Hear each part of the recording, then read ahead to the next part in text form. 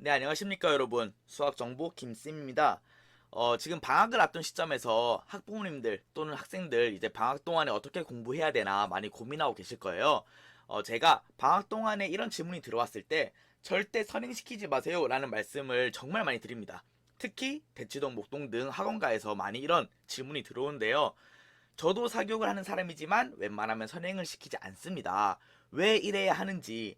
물론 제가 하는 말이 다 정답은 아닐 수 있습니다.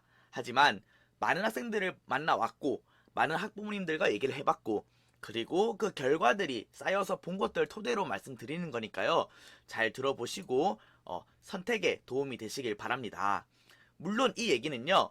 학교 내신 1, 2등급 및 모의고사 92점 이상 꾸준히 받는 학생들 또는 학생 스스로 공부 욕심이 너무 많은 그런 학생들은 제외하고요. 일반적인 학생들 대상으로 준비를 했습니다. 정말 학생들이 잘 되기를 바라면서 사실만 얘기할 겁니다. 팩트 주의하시기 바랍니다. 오늘 얘기는요. 이렇게 네 가지 순서로 말씀드릴 거예요. 첫 번째, 이 선행에 대해서 고민하는 이유. 두 번째, 현재 상황. 세 번째, 이 선행을 했을 때 벌어질 일. 네 번째, 어떻게 하면 그러면 잘하는 것인가 해결 방안에 대해서 말씀드릴게요. 가장 먼저 고민하는 이유는요. 가장 많은 학부모님들이요. 남들이 다 해서라고 생각합니다. 그리고 이게 가장 많은 비율을 차지하는데요. 뭐 남들 다 하는데 뭔가 안 하면 뒤처질 것 같고 뭔가 안 할 수는 없고 하는데요. 제가 질문 하나 드릴게요. 남들과 똑같이 해서 남을 이길 수 있습니까? 없습니까? 아마 당연히 없다고 하실 거예요. 그리고 또 90점인 학생과 70점인 학생이 똑같은 수업을 듣는다면 어떨 것 같아요? 그렇죠. 당연히 90점인 학생이 훨씬 더 많이 이해할 거고 70점인 학생이 조금 더 덜 이해를 할 것이고 수업의 효율이 달라지게 될 것이고 즉 똑같은 수업을 계속 반복한다면 그 격차는 계속 더 벌어질 수밖에 없습니다. 즉 남들 하는 대로 해서는 절대로 역전할 수 없다는 거예요.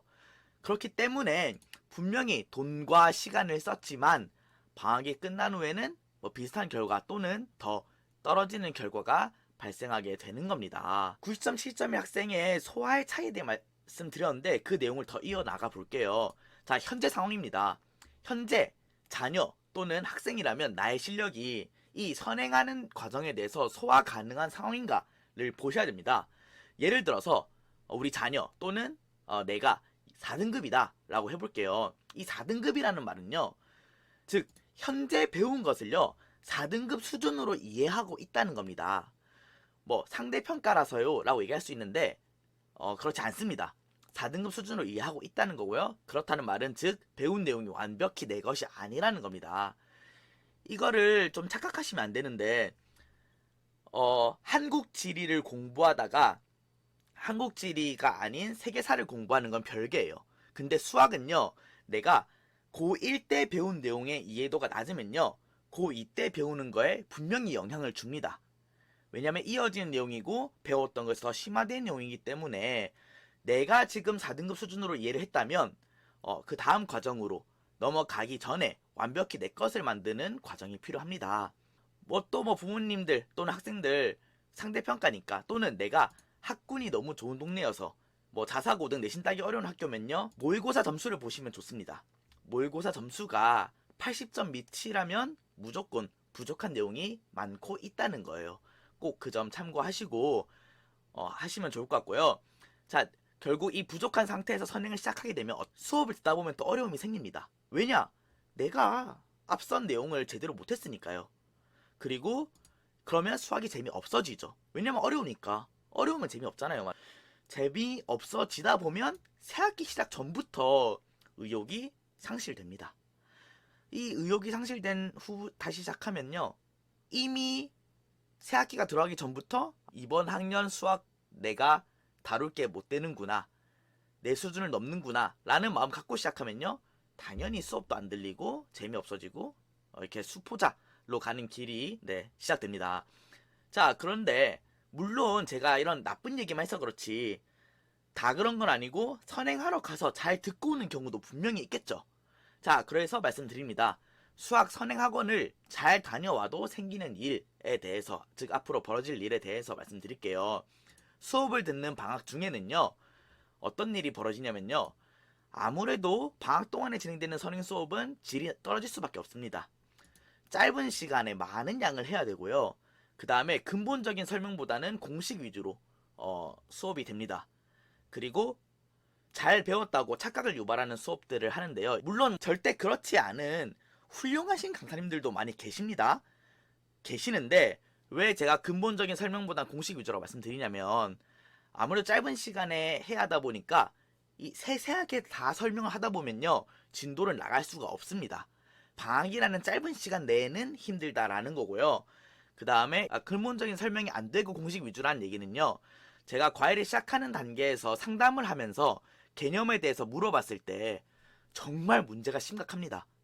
다 공식을 대답할 줄 알면 개념을 안다고 착각하고 설명해보라 하면은 아무것도 설명하지 못하고 단답형의 대답이 되기 마련입니다. 그 다음에 이 잘 배웠다고 착각을 유발하는 수업이란 건 뭐냐면요. 이렇게 공식 위주로 수업을 하고 방학 동안에 배우는 선행에서는 심화된 문제를 풀지 않습니다. 즉 쉬운 문제는 공식만으로 풀리게 되니까 내가 문제가 좀 풀리네 라고 해서 잘 배웠구나, 내가 선행 잘했구나 라고 착각을 해요. 그런데 막상 학기 시작하고 내신 시험 치고 모의고사 시험 치고 수능을 치다 보면 아는 게 없죠.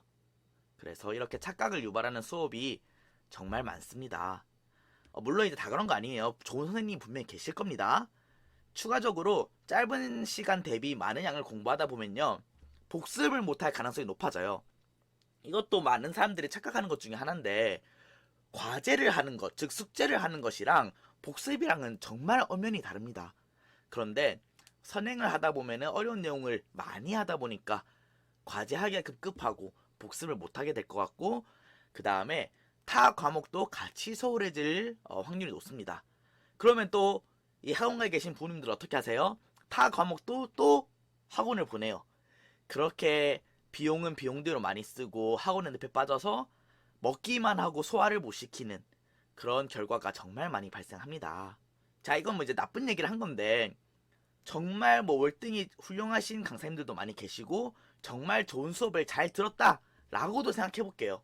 이렇게 들었을 때 추후에 방학이 끝나고 학기 중으로 넘어옵니다. 학기 중으로 넘어왔을 때 학교에서요 결국 같은 내용을 반복합니다. 같은 내용을 반복하는데 그러면 어떤 일이 생기냐, 수업 듣는 학생이나 학부모님들 입장에서는요 한번 보는 것보다는 선행하고 나서 두 번 하면 더 좋겠지? 라는 생각 하시는데요. 그렇지 않습니다. 절대로요. 수업을요 소홀하게 됩니다. 아, 내가 아는 건데, 들었던 건데. 그러다 보니까 수업 시간이 지루해지고요. 그러면은 수업 시간에 제대로 한번 듣고 수업 후 복습하는 것과 큰 차이가 없습니다. 결국 방학 동안에 시간 썼지만 학기 중에는 수업 시간에 대충 듣고 뭐 다 안다고 착각하고 있으니까 뭐 그렇게 넘어가기 때문에 결국 의미가 없다는 거죠. 큰 차이가 없습니다. 결국 방학 동안에만 한 번 한 거예요. 학기 중에는 안 봅니다. 그렇게 수업에 열심히 공부하지 않습니다. 그 다음에 가장 중요한 내용인데요. 결국 학교 내신 시험은요 학교 선생님이 내십니다. 그만큼 학교 수업이 매우 중요한데 학교 수업 잘 안 듣게 돼요. 저는 이제 학생들한테 수업 시간에 어떤 얘기를 해주냐면 학교 가서 어떻게 가르쳐 주시는지, 무엇이 중요하다고 하시는지 잘 듣고 오라고 정말 강조 많이 합니다. 그런데 대부분의 학생들이 그냥 학원에서 선행을 한 학생들은 수업 시간에 제대로 안 들을 확률이 매우 높습니다. 그러면 선생님 어떻게 하는 게 맞나요? 라고 말씀하실 수 있겠죠. 어떻게 하는 게 맞는 것인가? 처음 봤던 순서 그대로 한번 가볼게요. 여러분들이 고민하는 이유 남들이 다 해서였죠? 남들이 다 해서에서 어떻게 바뀌어야 되냐면 남이 아닌 나를 보자로 바뀌어야 됩니다. 남이 아닌 나를 보기 위해서는 현재 상황을 알아야겠죠. 즉 소화 가능한 상황인가에 대한 정확한 진단이 필요합니다.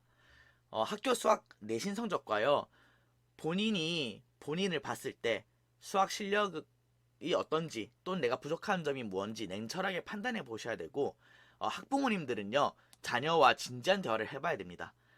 지금 너의 수준에 대해서 어떻게 생각하는지, 잘하고 싶은 마음이 있는지 어떻게 공부를 하고 싶은지에 대해서 같이 진지한 대화를 해보셔야 되고요. 그 다음에 그게 이제 정확한 진단이 힘들다라고 하면 현재 학년 모의고사 다시 한번 치러보면서 부족했던 개념 다시 공부해 보시고요. 중3 같은 경우에는 고1 3월 모의고사를 풀어보시면 고1 3월 모의고사는 고등학교 과정을 배우기 전이기 때문에 중등 과정 위주로 나옵니다. 그걸 치러보시면서 실력을 파악해서 복습 위주로 부족한 것부터 다시 한번 보는 게 너무 좋습니다. 자, 이 복습이 왜 중요하냐? 자, 봤던 걸 또 보니까요, 비교적 쉽게 해결이 됩니다. 비교적 쉽게 해결이 되다 보니까요, 학생들이 자신감이 상승합니다. 자신감이 상승하다 보니까 어떻게 돼요? 수업 이해도가 올라갑니다. 즉 학교 수업에서죠. 더 나아가서 이런 모든 과정들이 긍정적인 방향으로 이어지게 돼 있습니다. 정말 제가 많이 말씀드리고 답변 드리지만 저 역시 학부모의 마음이라면 이런 결정이 쉽지 않을 거라고 분명히 생각하고 공감합니다. 하지만 정말 제가 하는 말 정말 학생들이 잘 되기만을 바라면서 사실만 얘기한 거니까요. 한 번쯤 고민해 보시고 남들과 같이 공부해서는 안 된다라는 생각으로 좀 더 학생 본인 스스로에게 또는 자녀 딱 한 명에게 포커스를 맞춰서 한번 고민해 보시고 좋은 결정 하시기를 바랍니다. 그리고 지금까지 수학정보 김쌤이었습니다. 감사합니다.